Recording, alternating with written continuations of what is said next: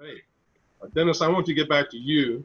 You gave us an excellent historical background, and then I also want to get your viewpoint about the current challenge we have on the world scene today, because as was mentioned, communism is a big factor. We see the growing, not just theoretical threat of some of the communist nations. Even China has just taken some of the most basic rights away from the citizens of Hong Kong, for example. But would you speak to that point about what we're facing now in our world today? Certainly. Maybe to make a bridge here, it was George Washington in his farewell address that said America stands on two pillars. One is religion and one is morality. He also pointed out that morality flows out of religion. Yes. So in one sense, it just reinforces that point. But today in the world, we're looking at two pillars of opposing thought or opposing sources of ideas or belief. And we are one of those based on the Judeo-Christian heritage and the foundation of the Declaration and the Constitution of a free people. Then the other pillar or the other power is one that denies God. It's one that at its core has a Marxist philosophy or ideology, which in basic terms, Marx said that religion was the opiate of the people. It was a crutch. And so within a communist society, you are not really permitted in a very outward way to proclaim or even try to protect the right to believe. If you are not believing in the way that the system or the state wants you to believe, then you become an enemy of the state. Christians today across the world are persecuted in many different places, and most of those places are tyrannical regimes.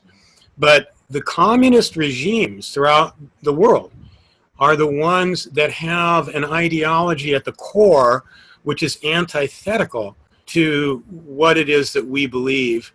And in this instance, I feel that it's very important that organizations like Right to Believe and organizations that are trying to promote the practice, the free exercise of religion are very important. But you cannot really freely do that in a communist society because you're always looking over your shoulder as to, who may be listening to what your words are. We have a similar concept here in America. It's called political correctness. And one of the reasons I like Dr. Carson so much, it became, the attention on the national stage when he gave a prayer breakfast speech right in front of President Obama. And he nailed the problems with political correctness. Political correctness is a first stage of a Marxian revolution, Marxist-based revolution. Another thing that's going on in America today is you see the rioting and the rallying that's on the streets that are essentially at its core a very violent tendency and no regard for God-given rights. So other people don't matter.